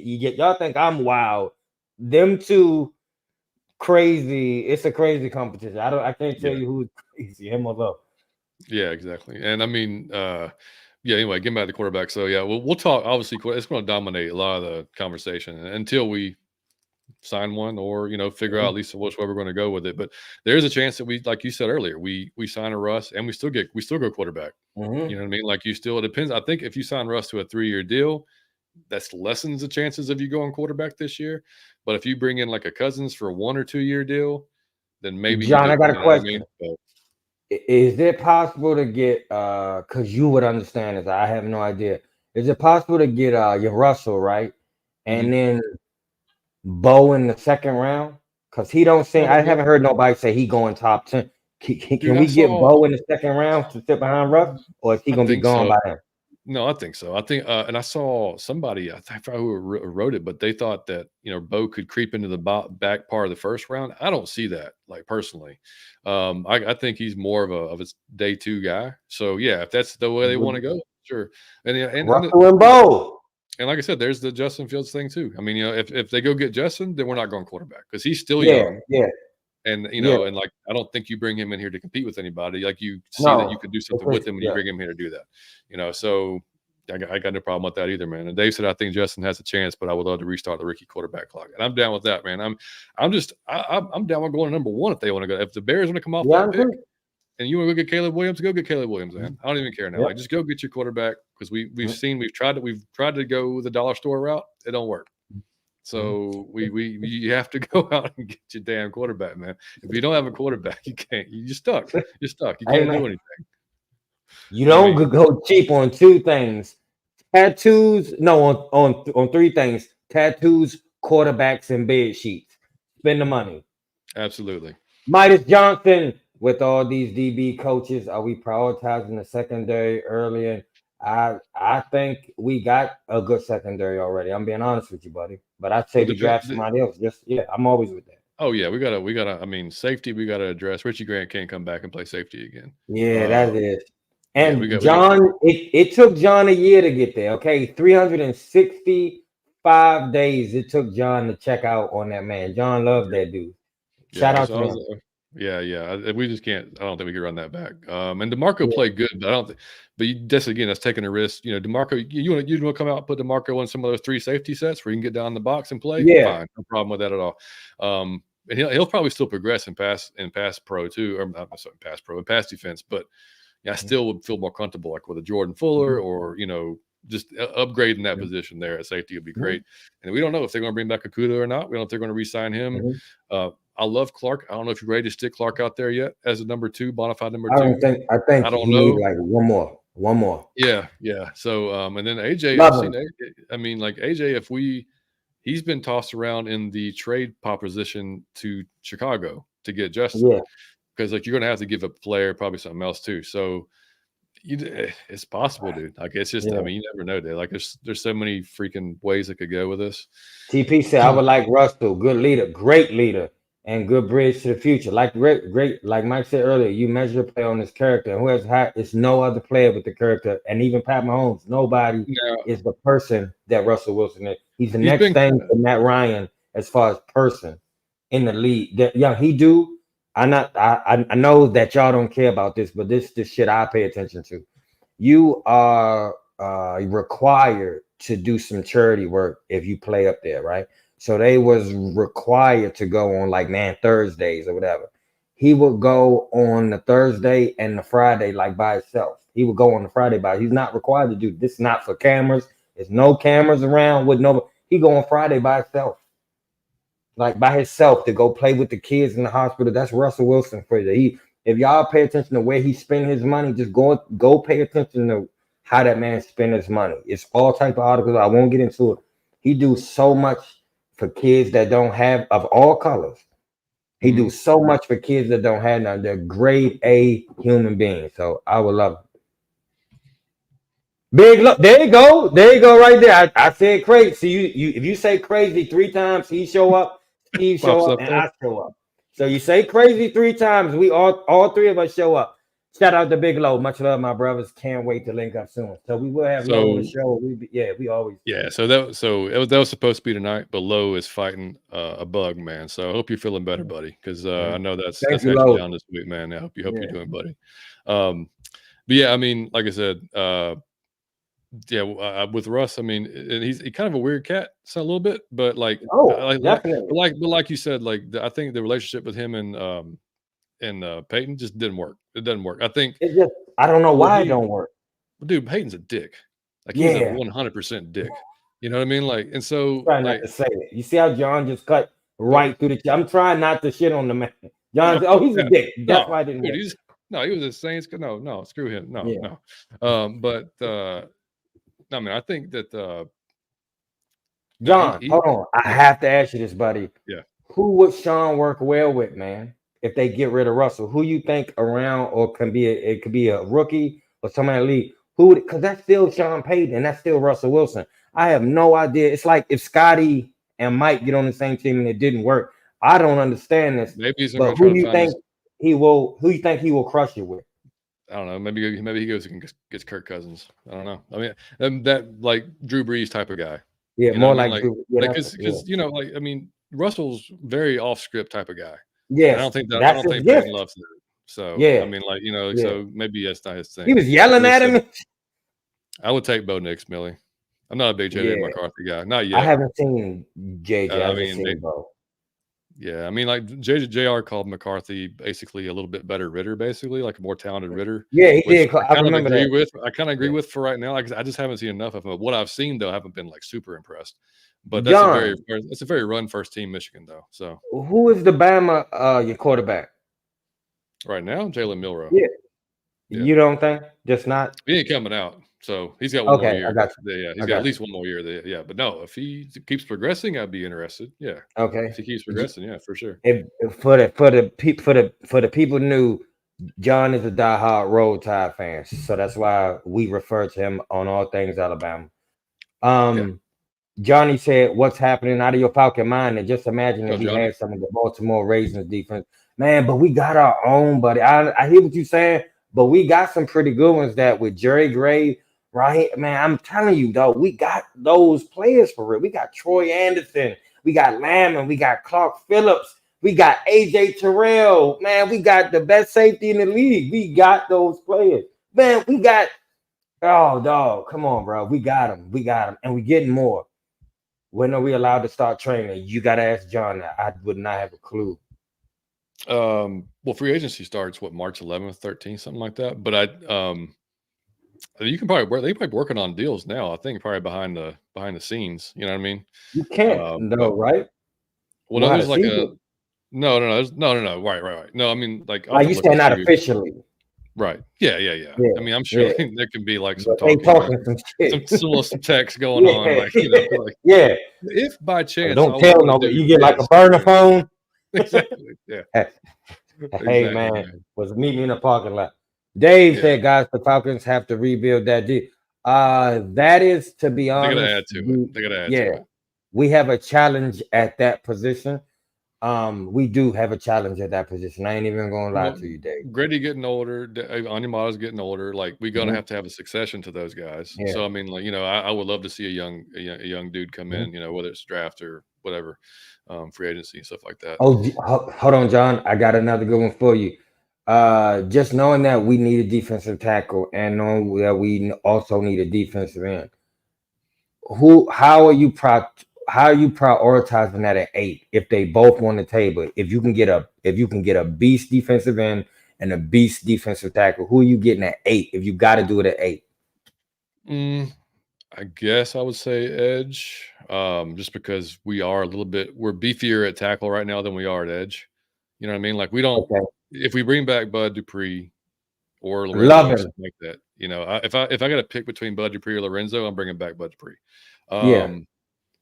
But we need a pass rushing edge, you know. And Ebiketie did good, and it'll be interesting to see how they fit Ebiketie into this defense because, you know, he really wasn't quite and Ebiketie did well when he was asked to go in there and rush the passer. Most of the time did well. He was not great against the run, and that's what kept him out of the lineup most of the time. He wasn't great setting the edge. He's small. And he gained some weight, but he just wasn't great at setting the edge. So if he can get better against the run, you put him in there some more. But it'll be interesting to see how he's used. I But got you. I think, but if it's kind of like if they're looking at on their board, that's got like both guys are like right there. Both. Then I mean, you're gonna have to take just whoever I don't know. You just take your best player at that point. I think. Got you. But for me, I'd rather have again, man. It's been so long. If you have a chance to go get an alpha edge, then go get an alpha edge. And that's not that's by us. Maybe not going and getting a Josh Allen or a Brian Burns or something like that. I mean, like if we went and got one of those guys in free agency, then yeah, by all means, go D tackle. But we'll see. They said, John, you don't think you're being too generous with 3 years? No, it wasn't me. It was like something I read. Somebody said that was a like proposed deal. Proposed deal. Yeah, I don't know that I would do 3 years either. I mean, I would be more comfortable. I would do two. I would do two with him. Exactly. Oh, and also funny side note. Tannehill was rumored possibly to go to Pittsburgh. Yeah, with Art. So I mean, I wouldn't. Jay Coop said, "Hell no, Bo Nix, hell no, please leave Bo in Oregon." I watched Bo. I thought he was kind of cool, and I'm saying for the second round to sit behind as the backup. Johnny Oz said quarterback is the must part. I would love, man. Justin Fields is who I want because I just think he just come in. Dave said the Falcons need. That's what we need, and we haven't had that since you know who. Oh shit, my boy. I did. I seen a little bit of film on here. I don't watch him play. Yes, bro. I'm fully on board with you, Bo. Because he seemed like again, like he don't seem like somebody I would be sure. But that seemed like somebody if you put him in the back of like Russ, he could learn and then dominate. Now I could be wrong. I don't really watch college, but I saw a little bit. That's what he looked like. Yeah. And he got a cool name. It would be a great jersey. Jay Black said we need to give Russ 3 years to get us to the Super Bowl, and his heir apparent will have to get us there in 3 years if he can. Jay Black, there you go. I'm going 2 years for Russ. No, bringing Colin Cap. No, you capping by saying that. I think his time has passed, man. I think, I don't have a problem. And he was you know what the biggest thing about him was when he was saying, "Bro, they won't let me play." It could be a conspiracy. It could be, but also you aren't good. You aren't good. Like you was never a good quarterback, bro. You was never killing. You had good legs. That was it. And you had Brittany Renner, which I'm a little hating on you because of that. Reggie 2K said, John, we need a Richie Grant replacement. Let me tell you something. We do, buddy. Me and John will argue. I said Jalen Hawkins. He said Richie Grant. And then we both was wrong. And then John said Ritter. And I said Taylor Heineke. And we both was wrong. How many times will me and John be wrong? Jesus Christ. Kenny said, "What's up, fellas? I'm coming in late, but coming in hot." And the first thing is Big John with the dollar store reference. I love it. Yeah, hey, he was right. You can't buy everything at the dollar store, but you get cheap on some things. He said Bo isn't going around one unless. So that's what John said. It's a really good combine pro. So that's what I'm saying. If y'all think it would be a good idea get a quarterback in the second round, if we get a veteran. If we get Russell Wilson, just get Bo Nix in case Russell is washed. Bucky Brooks is a good name. I don't know if he's trolling. Is he making that up, John? No, dude, that's from NFL. He played Bucky Brooks. Didn't he play for what, Packers? I think it was. I never heard. That's hilarious. Bucky Brooks has Bo Nix going to the Rams at 19. So that's crazy. That's crazy.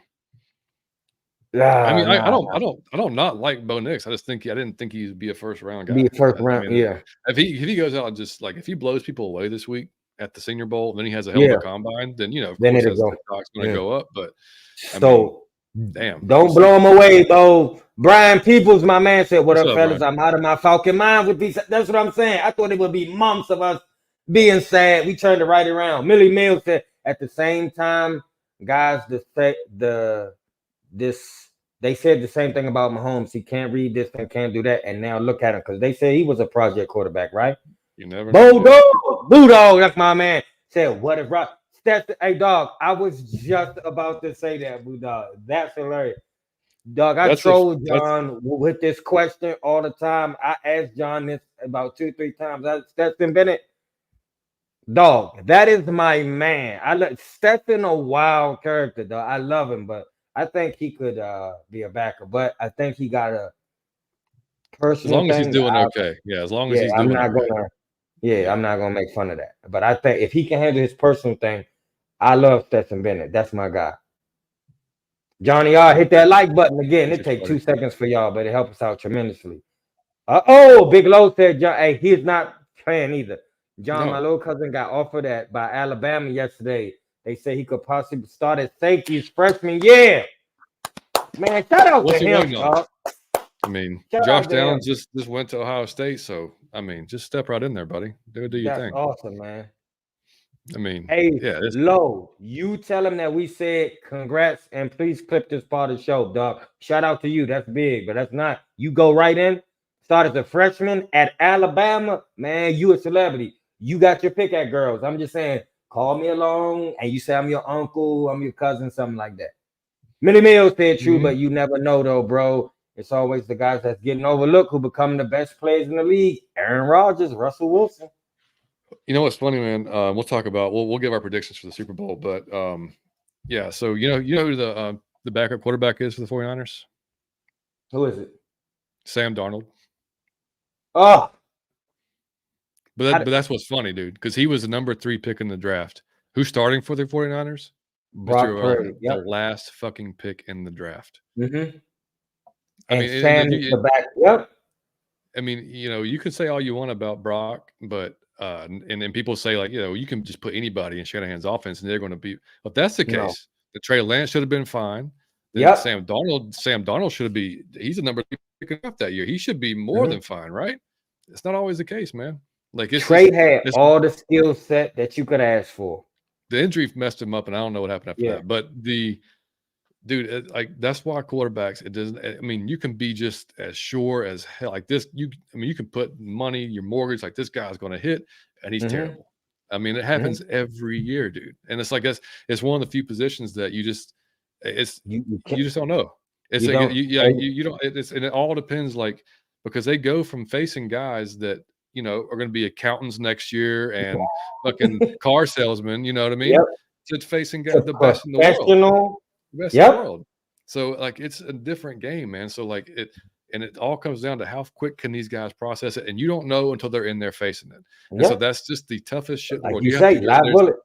There's got to be luck involved, man. There has to be a little bit of luck involved. You bet on the highest traits you can. I think that those guys possess, and you cross your damn fingers and toes that everything else is going to work out, and it hits. Look, and I'm gonna tell you what's crazy too.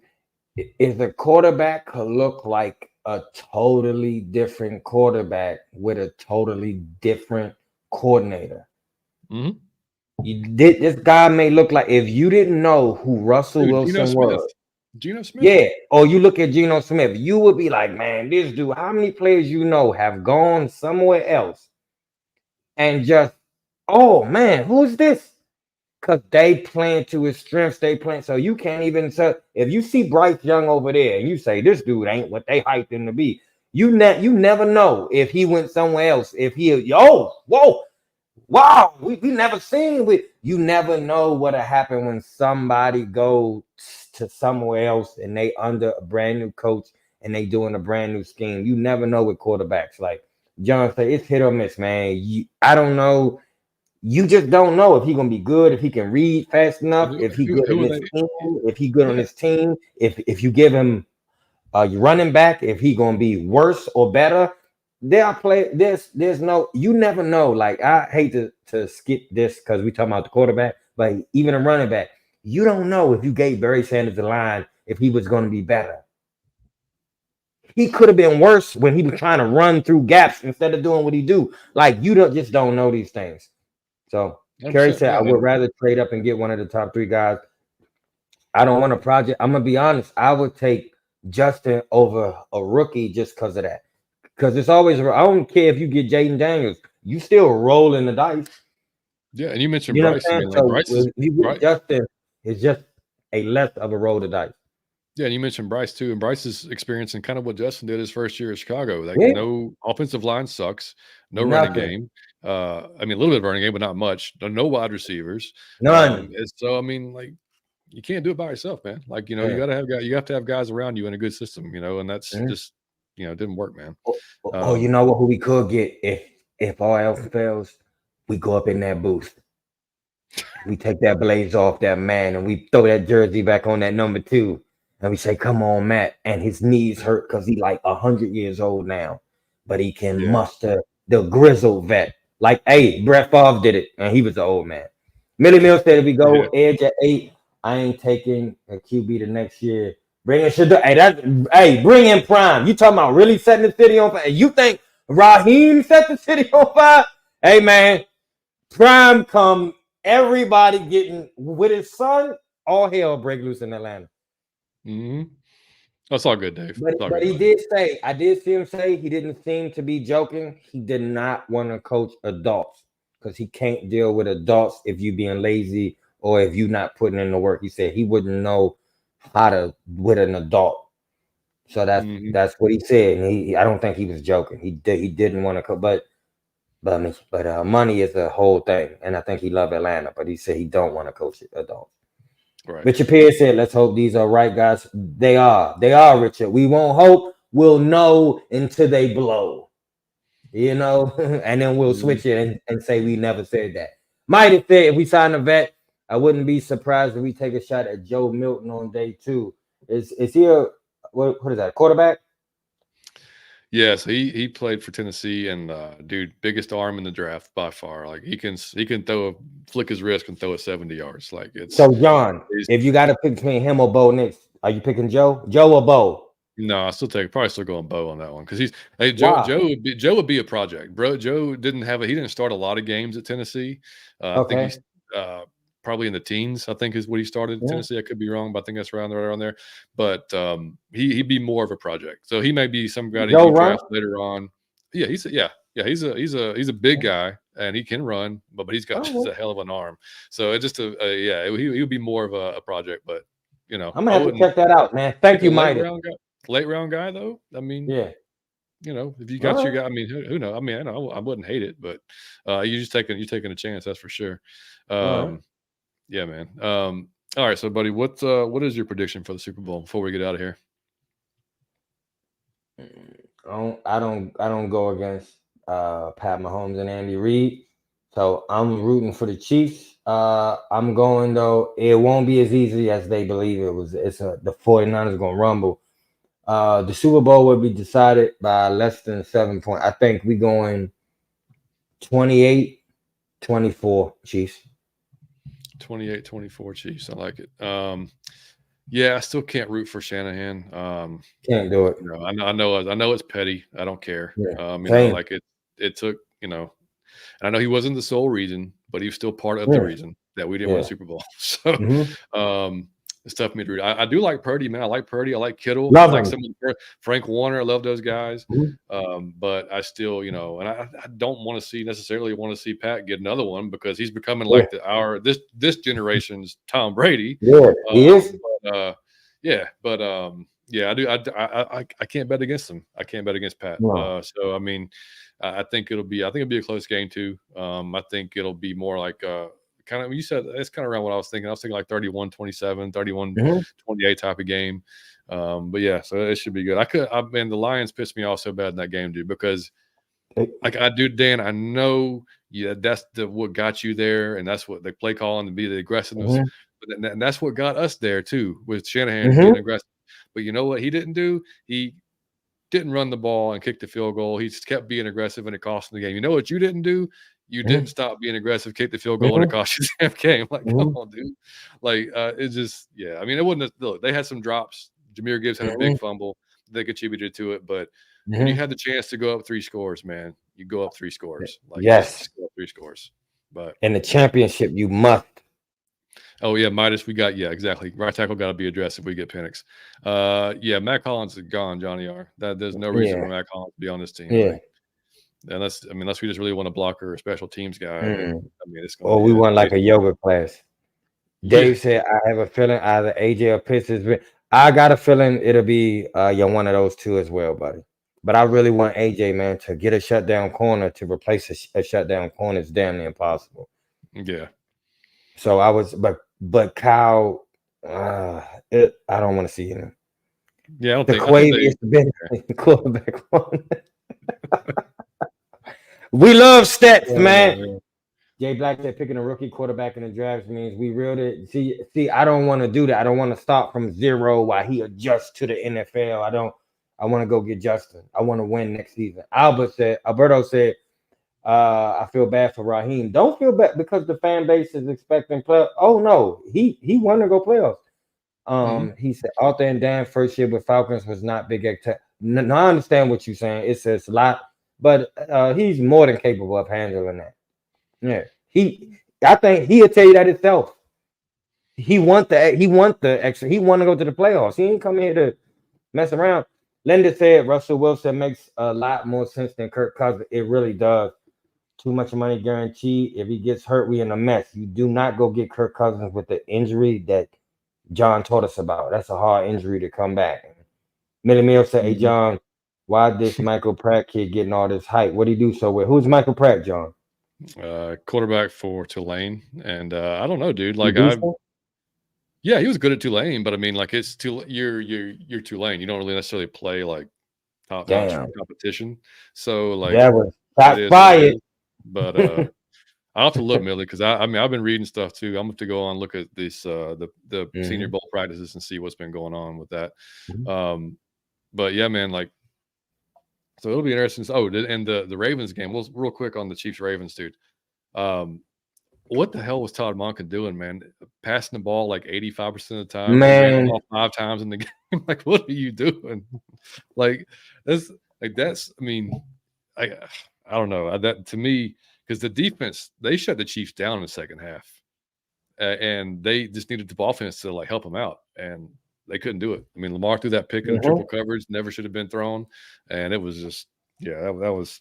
Because I wanted a Ravens Lions Super Bowl. That's what I wanted. Oh, that's what I wanted. Yep. Of course, we get the opposite though. So, but False Start, what's up, buddy? But False Start. Yeah. See, Demetrius said, yeah, Kirk Cousins taking them shrooms, man, like Aaron Rodgers. He's all about, he wants the $90 million contract. That's crazy. Did you see that?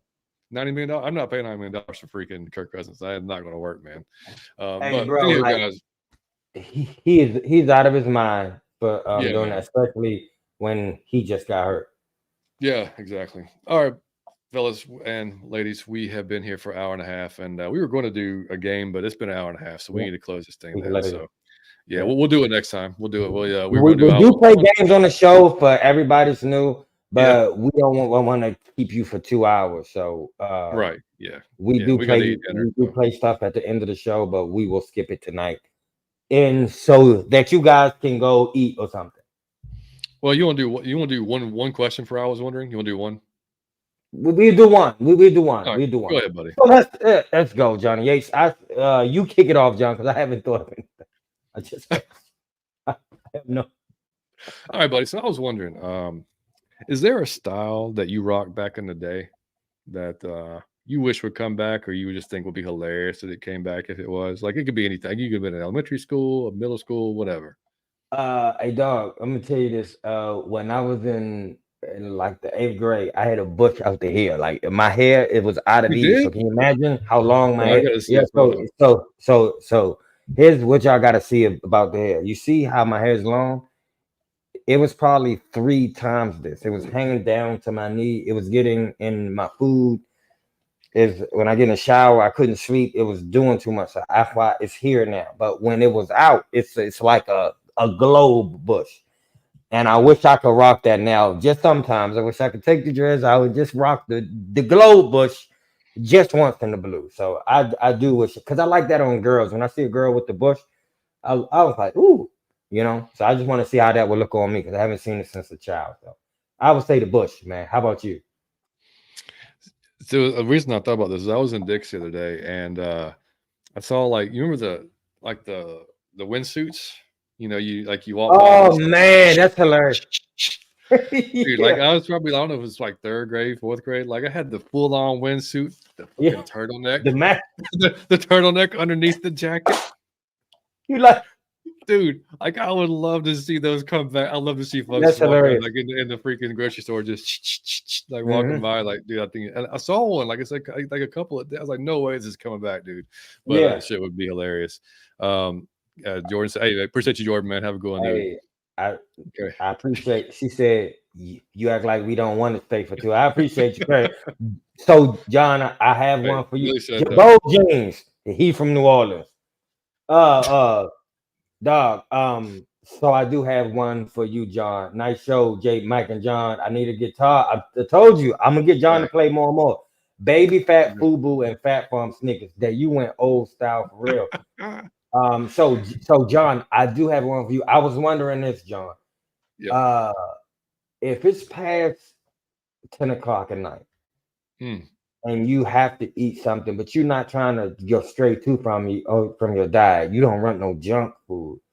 What is the best like option for you to get? Because the grocery store is closed and it's like the fast food or like the gas station. Like, what is your go-to meal that you like? I don't want to go eat no junk. I don't want a hamburger or nothing like that, but I want to eat. I'm hungry. So what do you go eat at that time? Like a meal? Like a meal, like you hungry, like you haven't had anything to eat, but it's 10 p.m. You haven't had dinner, but you out and about, but you don't want shit food. What are you the best available option? Healthy wise, man, go to Taco Bell and get some like chicken tacos. Get some grilled chicken Taco Bell. tacos. See, I didn't know that. Now, see, Yeah, chicken get some tacos from Taco Bell. if you're out and about, yeah, get grilled chicken tacos, grilled chicken burritos, something like that. Yeah, like Okay, that'd be straight. Yeah, that's Johnny right. That's Gate. right. Yeah, man. Yeah. And Dog, then and cereal late night is the best. It's not, but I can't drink milk. See, but I love cereal with a passion. It just makes my stomach up. Kerry said, I used to rock those Fat Farm sneakers and the K Swiss. Not the K K Swiss. Swiss. That's hilarious. Oh, The K marshmallows. Swiss. See, Steve said the same thing I said, not the K Swiss. She had the marshmallows on her feet. Dude, one of my first job when I was 15 was at Rack Room Shoes. And Hilarious. that's when Timberlands were like, that was, Oh, man. and dude, we used to have those come in like, and I mean, we got a discount. Dude, I can't tell you how many how many Yeah. different pairs of Timberlands I had, dude. And I haven't seen those in forever either, like that. Oh, yeah. But Man, New York. I think they still wear those in New yeah, York. But that's exactly. only All right. Anyway, well, guys, that's just a taste, man. Oh, wait. Demetrius said, when it comes to Taco Bell, just give me the cheesecake. Yeah, that works. That works. That Okay. works. So here's what I learned from y'all today, because I really asked that question because it happens to me all the time. I eat too late, then I'm like, damn, and I don't know. I don't want a hamburger and some French fries. So I wanted to know. So now I know the Taco Bell chicken tacos. All right, this is my last question for you, and then we'll All get right. out of here. I was wondering, man, would you be interested in a coaches cast this coming year for NFL, like they do the Manning cast, where it's the Manning brothers, but except the coaching cast is going to be Nick Saban and Bill Belichick. Would you watch that? Them talk about the game going on. I would, but I could only probably stomach that for about 2 episodes to learn. But it would be so boring. I think I would want to see. The thing about like the Mannings is they're entertaining. Exactly. And they understand it. I think, man, Bill would ruin that show. He would ruin it because he would break it down to where. What if it's Bill uncut, man? They're like, "Hey, Bill, look, you can't be a dick. Like you got." Now, if he was going off the rails, I would pay to see that. If he was curtain like, man, and this was dumb. Yeah. If he was being his natural self, I would pay, because those are two of the best coaches in the history of coaching. So I would love to say, okay, hold on, John, I got one for you if we doing that. Right. Would you want a players cast? Okay, the same way you seeing with the Manners. If it was Vic and Ryan. Oh, 100%. I'm tuning in. Without a doubt. Mike Vick and Matt Ryan? 100%. Yeah. I would love it. Would love it. Yeah, that would be awesome. Let's make that happen. Let's make that happen. Michael Vick and Matt Ryan. Dog, I have never seen them in the picture together. Have you?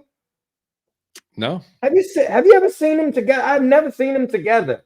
No. That's the weirdest thing. Yeah. So. They said according to Cam, Bill Belichick's a cool guy, dude. Saban is hilarious, dude. Like Saban is like, he's actually got a funny personality. Like if you get beyond the coaching, man.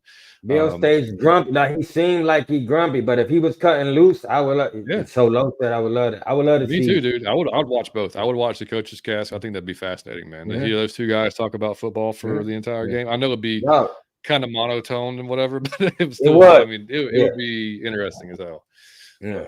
All right, guys. So anyway, but that's just a taste. Like I said, normally we'll do a little bit more of that. We'll do underrated, overrated, and stuff like that if y'all are tuning in for the first time. But that's it, man. It's been great tonight. appreciate y'all for coming by and talking about the coaching staff and everything else that's coming together for us. And we'll be back. We were going to like do the defensive grades, but we're just going to like shelf that idea because we got too much going on for the new team coming up. So we'll pass that up. But maybe next week, if Lowe's feeling better, man, he'll be able to join us on Thursday, and we'll have some more stuff to talk about. And like we always do, we'll find stuff to talk about regardless. And we'll have fun with Lowe, man. We always do. Hold on, John. How cool is it? Okay, what John just told you is we had filler plan. We had some filler where it was a shitty move. We had some stuff, and the whole energy turned around. We got coach like, fuck that idea. Let's talk about the coach. That's what I'm talking about. That's why I'm so grateful, because it was the down. The way we ended the season was down, and it was gonna take so much to get y'all back up. And we didn't even have to do nothing. Like, y'all was automatically back up because y'all felt like, hey, we can talk about the coaches, and it's a great feeling to be a Falcon fan right now. And I never thought I would be saying that in February when we not in the Super Bowl, but it's a great feeling. What a time to be alive. Yes, it is, man. And I always forget to mention it, but as y'all can see on the screen, we do have merchandise at bonfire.com/store, out of your fucking mind, with just like Mike is wearing there, t-shirts, hoodies, coffee mugs, as hopefully Hopeful has. So, I mean, any of those things that y'all want to support the show, feel free. But look, man, like I said, we really appreciate you guys hanging out with us tonight. And y'all can catch us next Thursday, same time, same place. Like I said, hopefully Lowe's feeling better. He'll be able to join us, and we'll have some more topics to talk about. Yep, have some fun with him. If you're listening to us on iTunes, Spotify, anywhere you can drop us a 5-star review, please do that. We much appreciate it. If you're here, man, like the video, like we can keep the channel growing. Like I said, this last week it's been crazy. We've grown a shit ton, and we appreciate that. I said, Lowe, get you some tea, brandy, and a cough drop, and you'll be all right. Exactly right. He's talking about some old school like hot toddies. Yeah, that's that. So, yeah. So, but anyway, yeah. We love y'all, man. Appreciate you hanging out, and we will catch you next week. Might take us out, brother. Out of your Falcon mind. Peace.